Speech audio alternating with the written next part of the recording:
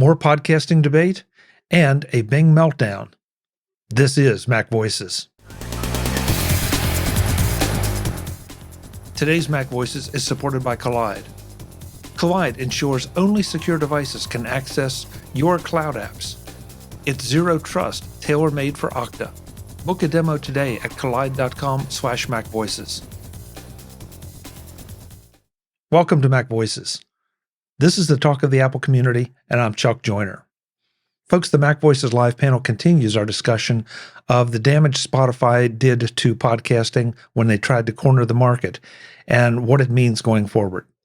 Next, we talk about a Bing meltdown and what it says about so many of the predictive engines that are out there and are becoming so popular and so used all the time. Let's go back and let the panel do the talking.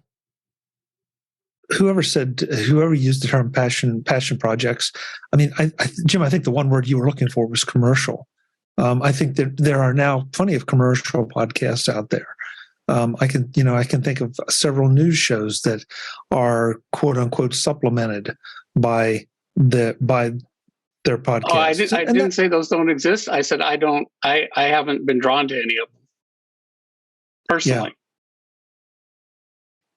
So, that's the thing. That's the one thing though that we haven't has not entered into this conversation. Can't talk tonight for some reason. And that is just the niche podcast. The fact that if you're interested in one particular topic, that topic is not going to get covered anywhere in the mainstream, but you can find at least one and probably several podcasts dedicated to it. And that to me is what I love about the idea of a podcast, is that no matter what your passion is, let's just say, for example, that it's the Kansas City Chiefs. You could have Webb could do a Kansas City Chiefs podcast.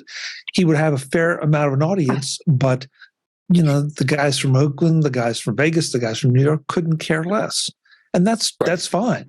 That every league could, every team in the league could have their own podcast. They'd have their audience, and they're not really taking away anything from anyone. They're just delivering what fans want to hear. Well, the flip side is, probably 99% of podcasts that the people doing the podcast consider themselves successful would be considered a catastrophic flop by Spotify. Right? Right. Right. So, they wanted to make $1 billion business. So there's a lot of people that are perfectly happy. We've got our 500 listeners or 5,000 listeners or, 25 listeners, whatever. And they're doing their thing. And it's, a benefit to them and society, but it's not $1 billion business. So, Spotify thought they could jumpstart $1 billion business, and it wasn't there. I contrast that because I've heard Daniel Ek on a business podcast, hosted by Patrick O'Shaughnessy, called Invest Like the Best, and I've heard Ek interviewed there a couple of times, and sort of his vision was that I think he wanted to dominate the online audio information market, because he recognized that there's a tremendous wealth of information out there. And, he wanted to create a platform where part of all the invasiveness was he really wanted to understand and be able to profile his listeners to deliver them to advertisers who are listening to the show. And, he wanted to, use the promise of income as a way to get podcasters in. But I think he failed because he wasn't open, and as a result, being able to capitalize on the long tail, the things you're talking about of the very niche, specialty things that have 1,000, 2,000, 8,000, listeners. That never materialized. Instead, they fell victim to this, big budget, top down Hollywood. We're in the business of making hits. And that's completely incongruent with people who want to get together on a periodic basis to have a deep discussion about topics A, B, C, or X, Y, and Z. So I think Spotify failed just because they were wrong on they failed on so many levels, and they pumped $1 billion into it, so it's no wonder that it all just vaporized. Well, it feels they needed hits. Yeah, it feels like they tried to commercialize it, and they did. Not Spotify, but just in general, it has become commercialized in places, and that's one segment of the podcast market. But because of the way things started out with RSS, they could not control it. They could not capture it. They could not block it out. They could certainly create their own little corner of the world, but they couldn't contain it. And an odd thing about podcasts is Apple's role as benevolent passive enabler. So Apple keeps the directory. They keep a directory of all the podcasts, and they started doing that real early. And have continued to, and it's just sort of a service that they provide that they don't seem to, they don't get any revenue out of it. They don't curate it really, and everybody else piggybacks off of that pretty much. So Overcast and Castro and all that, they all use Apple's service for the list. The master list. And one thing that I've always wondered about is, at some point, is Apple going to wake up and go, why are we doing this? and pull that, and then be interesting to see what happens then. Or they could make it private somehow, so it only work with the podcast app, or so maybe somebody else would have to step in, or would step in at this point. But it definitely was sort of like a nursery that Apple just provided this, and also originally provided the player too. That was for a long time the basis of the industry, that was just free, and allowed this to grow. Yeah. I want to bring get the chat room back in here. Regarding Apple's podcast app, Kevin says, I use it for one podcast, Babylon, Baballon, with Kevin Smith. So, there you go. Barry says he just searched in Overcast, at least a dozen podcasts focus on the Kansas City Chiefs. So sorry about that, Will. Yeah. Well, I'd be like a cheetah. I'd come out fast and then burn out really quick. So that's why I don't have my own podcast. So. And Tutek says, I've always wanted to start a podcast, but I sound like a North Carolina hillbilly, which I am, and it doesn't instill confidence. I'm not sure I agree with that in Tutek, but that's your judgment. Eric couldn't be here tonight, but he says he enjoys hearing podcasts related to Marvel Universe TV series and issues, and or court case specific podcasts. There you go. So that's about as niche as you can get. How about this? A couple of my regular podcasts are about food safety, and they're hosted by a couple of food safety professors. So Food Safety Talk and Risky or Not. Put in a plug for them and their Mac users. Well, see that, and that's exactly it. I know Mark Fuccio has provided me with a number of different, very specific podcasts. Some of them are the kind that I'll dip in and out of. Some are, just completely don't have any relevance for me, but I know he loves them, and that that's fine. That's fine. That's the beauty of it. That if you have a specific niche, Jim, I have no idea why food safety is your thing, but if it is, great. They're podcasts for you. It was at the beginning of the pandemic. There was, somebody on Twitter that was talking about remember we were worried about whether it was safe to eat takeout food and stuff like that, and get groceries and all that. And so there was somebody on Twitter that was opining about that and sounded pretty, authoritative. But I was like, okay, well, who is this person? Before I pay attention, and I started investigating, and it's like, oh, he's a professor at Rutgers, and discovered he had a podcast, and discovered it was like, oh, this is really interesting. Who knew? But hey, I eat, right? Well, and that's it.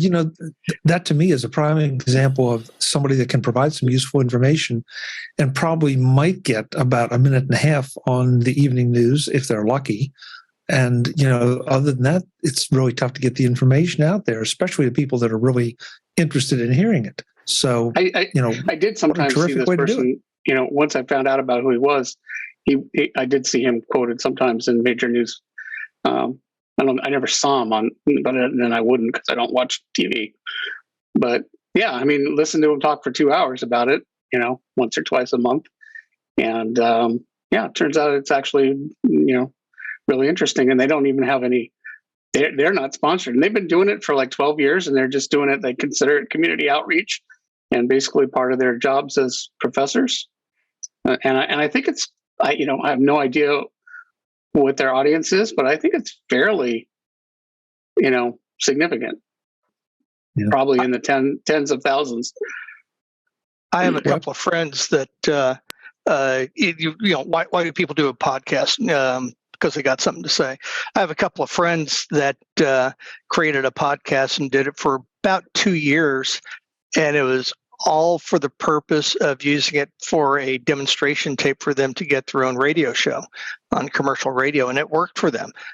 So it's interesting. There are lots of reasons why people do this, and I thought that was an interesting alternative. They did it as a demo tape, and like I said, did it for a couple of years just to build a rapport and kind of a shtick, if you will. So it just lots of reasons why to do it. Besides this, we got something to say. So I thought that was an interesting alternative. No, you're right, and it sort of goes back to Dave's point about Conan O'Brien. We all recognize that Conan had a bit of a different situation, but still, he created something brand new, and ended up being able to sell it. And Web, your guys, that they created something, and if that was their intent, I don't know if Conan's intent was to build it to sell it, but regardless, it got done. So yeah, Conan is even. Adam Carolla is another one that right. Start off, but Conan just now has its own channel on Sirius XM now. Right. How this thing spun out, yeah. I was talking about his show got sold to Sirius XM, so they bought it. So he works for Sirius XM now. Yeah. Hey, we want to say hello to Guy Searle in the chat room. He's not here. He's a little bit under the weather. He said he's prone to bouts of coughing, so that's why he didn't sign in. But so Guy, get better and get back here when you can. Get better. We miss you, buddy. Yeah, all those microphones, and he doesn't have a mute button. I mean, good one. That's good. Now this is interesting. But Barry says, fascinating. I listen to NPR, but through their podcasts, not the radio broadcasts. And Guy is saying he always looked at podcasting as something he just enjoys doing as a podcaster. It made him feel a lot more confident in public speaking, which scared him to death before. Sure. So I'm the same way. Yeah. So if I ever was going to listen to something on radio now, I would listen to it on a podcast because, I don't watch live TV. Why would I do that? I either watch most, stream stuff, or before that, DVR stuff. I'm totally beyond oh, it's Tuesday, what's on? My wife still says that, and I'm like, every time I'm like, who cares? Yeah. That's a topic for another evening, but it's one I definitely want to tackle, Jim. So thank you. In fact, I'm going to write it down because I don't forget it. Well, it's kind of the same thing, though. Podcasting, it's like streaming. It is. It's basically audio streaming. Right. Yeah. This edition of MacVoices is supported by Kolide at kolide.com/MacVoices. Our sponsor, Kolide, has some big news. If you're an Okta user, they can get your entire fleet to 100% compliance. How? If a device isn't compliant, the user can't log into your cloud apps until they fix the problem. It's that simple. Kolide patches one of the major holes in zero trust architecture, device compliance. Without Kolide, IT struggles to solve basic problems like keeping everyone's OS and browser up to date. Unsecure devices are logging into your company's apps because there's nothing there to stop them. Kolide is the only device trust solution that enforces compliance as part of authentication, and it's built to work seamlessly with Okta. The moment Kolide's agent detects a problem, it alerts the user and gives them instructions to fix it. If they don't fix the problem within a set time, they're blocked. Kolide's method means fewer support tickets, less frustration, and most importantly, 100% fleet compliance. Visit kolide.com/MacVoices to learn more or book a demo. That's Kolide, KOLIDE.com/MacVoices. Kolide.com/MacVoices. Thanks to Kolide for their support of MacVoices.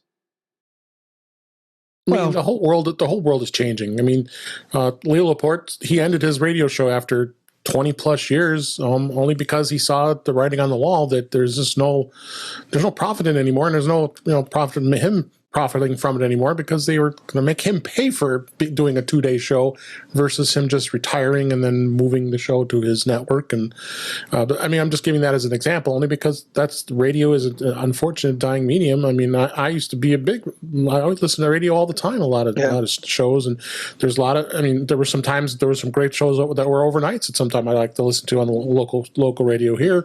Yeah, you can't do that anymore. It's all pre-recorded stuff now, and in fact, even news stations are now just pre-recording their news. If it's 24-hour news, they're the middle of the night hours. It used to be live. Now from 2 a.m. to 5 a.m. it's pre-recorded. So you're not old enough. It used to be dead air. Or they'd go off the air, right? No, I am old enough. I remember when TV stations would go off the air at 11 o'clock at night. And flying into the... Yeah, you watch the national anthem and then yeah. I'm old enough to remember that. Trust me. Color bars, yeah. And that's driven by the economics. Is right? It's economics. It's radio advertising is horrible. Gets no return. And so they've automated it and downsized and and and that's why. So now we'll see who gets the AM bandwidth. Is it going to be Google or Google or SpaceLink? Who's or one of the telecoms? Who's going to buy it? I mean, these massive AM stations used to have transmitter towers. I mean, again, living in Chicago, I mean, knew where their transmitter towers were. They're selling the property. They can make more money selling the property and let it being developed, and they can move their transmitter anywhere because it can stream online now, and they don't have to these 50,000 watt blowtorches as they used to call them of these. I mean, KFI in Los Angeles and WGN in Chicago, and so on. They got valuable property sitting out in the suburbs. They could sell that to get their money back. I used to drive by the KFI tower every time we went to visit my grandmother, and now that you mention it, I haven't seen that tower, and I never noticed it, but it was right off the freeway, and I still go by there sometimes, and it's not there now. I didn't even notice that it was gone. Some stations are consolidating and moving both stations onto one transmitter site. So I mean, it makes no sense to. I mean, back in those old days, it was important because that's how they got their listeners and how they got their reach, but not anymore. Yeah. Well, now the terrain is covered with cell towers. Exactly. That's same thing. Who would have imagined that? And we're going to replace the big 50,000 watt tower with 10,000 little towers and fake palm trees all over and stuck up church spires. It's a way for churches to make money now. Yes, so much of this is about convenience.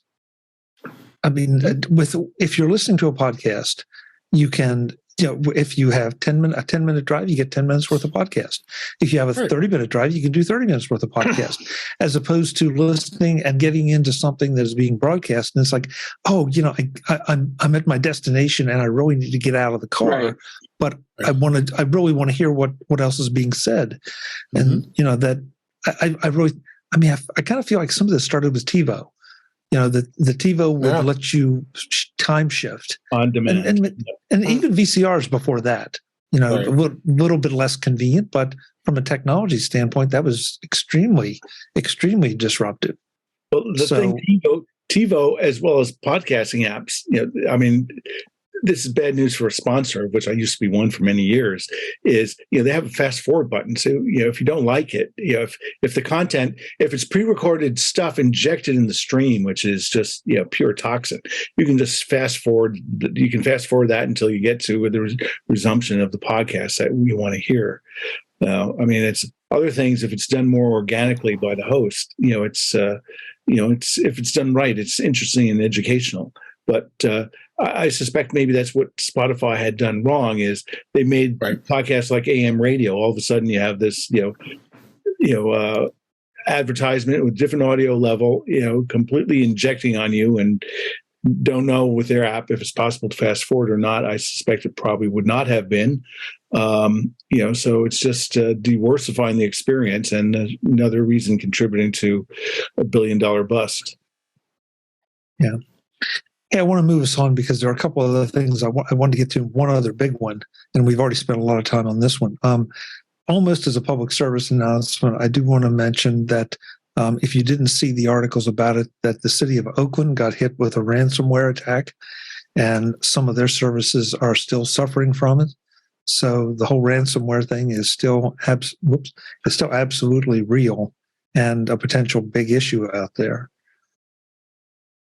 Because I know there's a city here a township in Maryland that got hit, and they've been kind of quiet on things, but a lot of their services were seriously affected. So it's a very real thing. Come on, cities, you got to invest in cyber protection.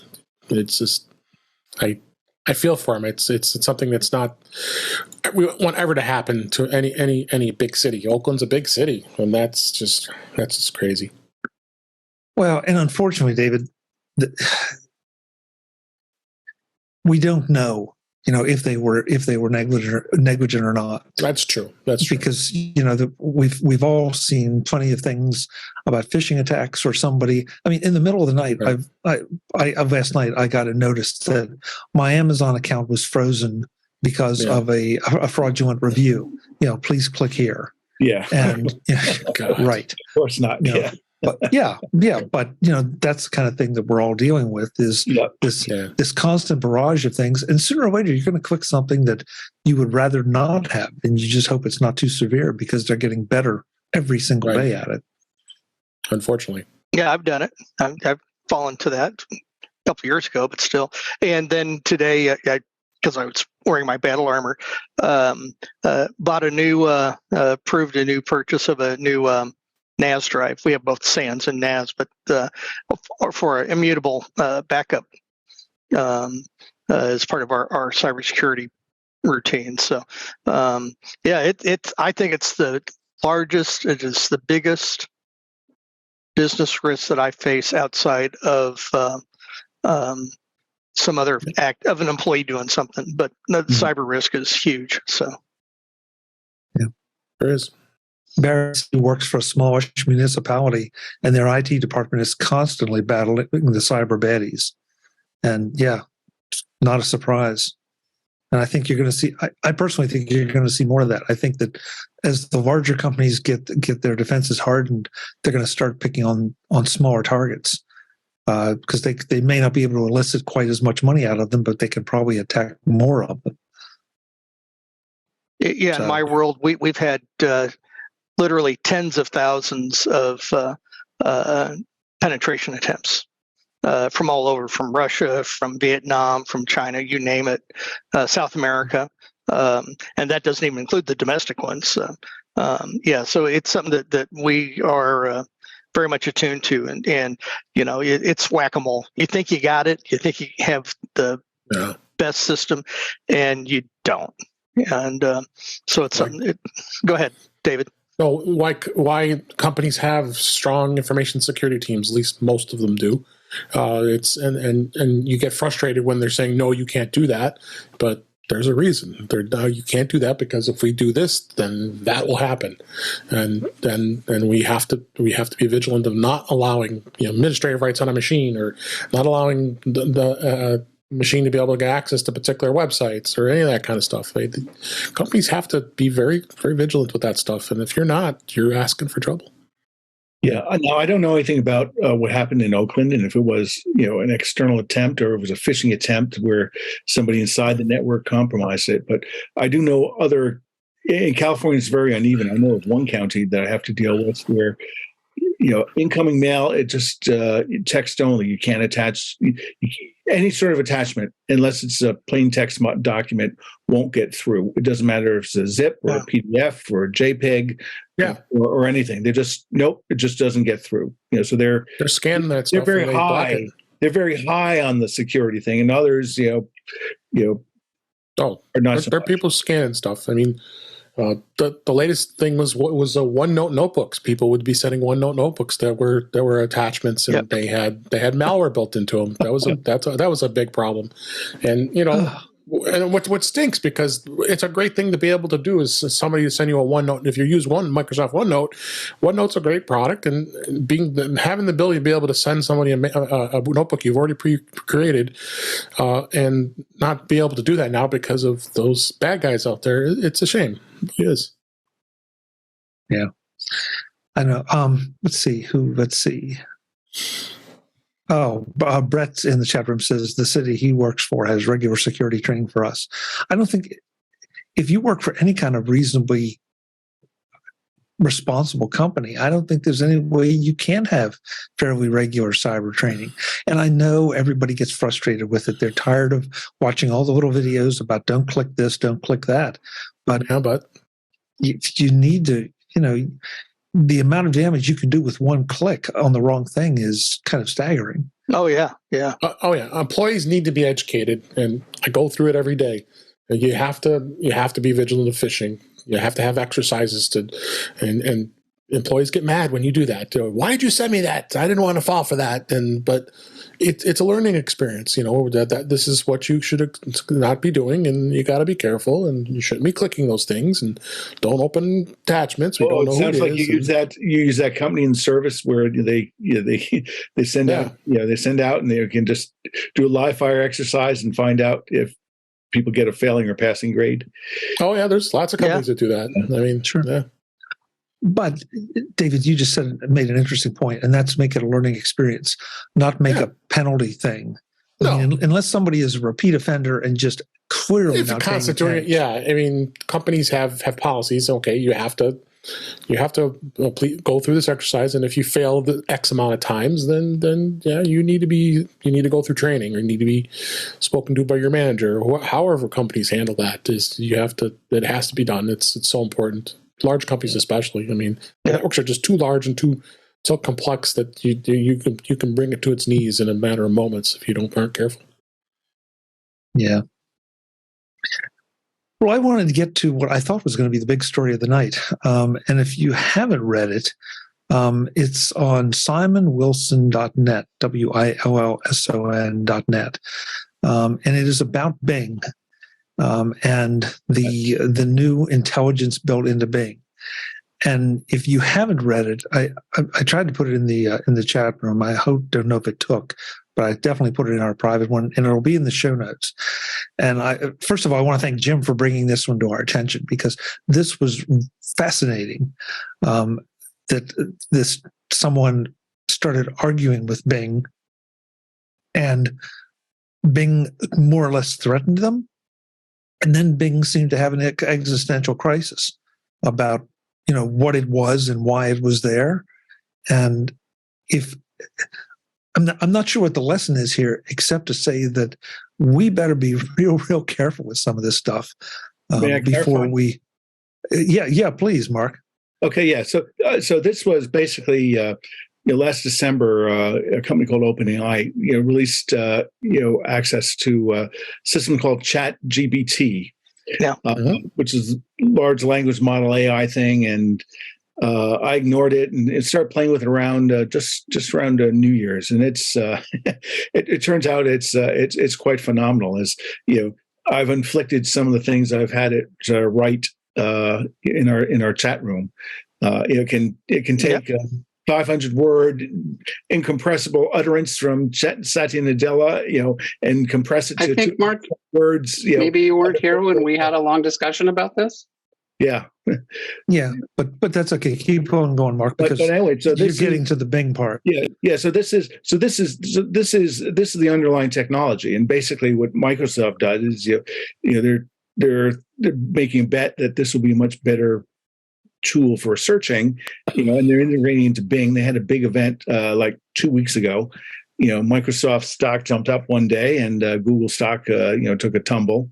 And they've both gone down since then. But a lot of other people have gone out there and they're seeing all this aberrant behavior. If they get into these long conversations with the ChatGPT or Bing GPT, I think as people are calling it, where it's threatening people's lives and so on and so forth. And that's directly the idea of HAL 9000, right, or Skynet. It's just you got to be aware of the limitations of these systems, no matter how intelligent and human-like that they seem to be.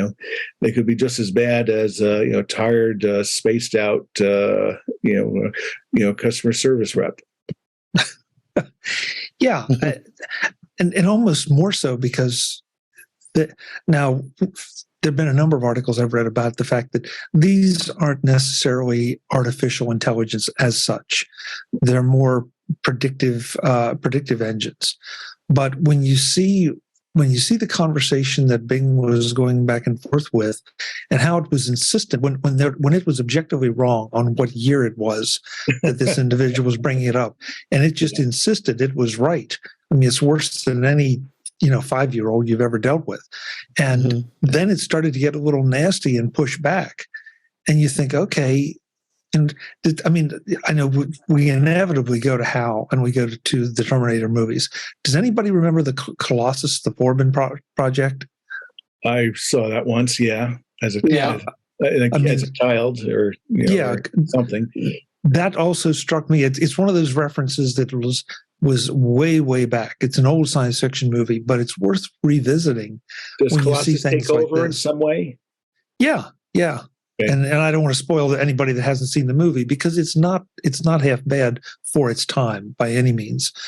But of course it's inevitably the monster computer. But it didn't have Raquel Welch in it, right? She wasn't starring in that. She was in. Not in that one. Okay. No. Down, boy, down. Yeah. I don't remember. but yeah, I mean, it's a science fiction trope, and we all know that. But this just feels like it's just getting closer and closer. And what if Bing actually had the ability to retaliate in some less than insignificant way? So there are lessons to be learned here, and who let this thing out to the point where it could be addressed by someone in the public and provoked to that point. It is really amazing that Microsoft, released this. But did you see their justification? They blamed it on their users, saying, "Oh, well, if you talk to it for more than 5 or 6 interactions, it can get confused and really go off track in a really horrible way."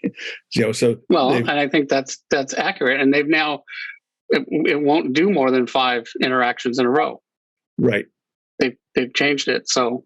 Yeah, but just today they started changing some of it back, Jim. I saw an article today that said they're already dropping some of those restrictions. Now, whether they've done something in the back end to make it a little less hostile, I don't know. But as you say, for now, it doesn't matter. It's unlike HAL, it can't turn off your life support or open and close the pod bay doors. Next time on Mac Voices, this panel wraps up our conversation about the predictive engines by pulling in satellite launches, self-driving cars, and more. I'm Chuck Joyner. Thanks for watching. Visit MacVoices.com for show notes and to connect with Chuck on social media. Get involved in our Facebook group or like our Facebook page, and get more out of your Apple tech with Mac Voices magazine, free on Flipboard and on the web. And if you find value in it all, consider supporting us through either our Patreon campaign at patreon.com/MacVoices or by making a one-time donation via the PayPal link on our front page and in the show notes of each episode. You will join these fine people who help bring you Mac Voices.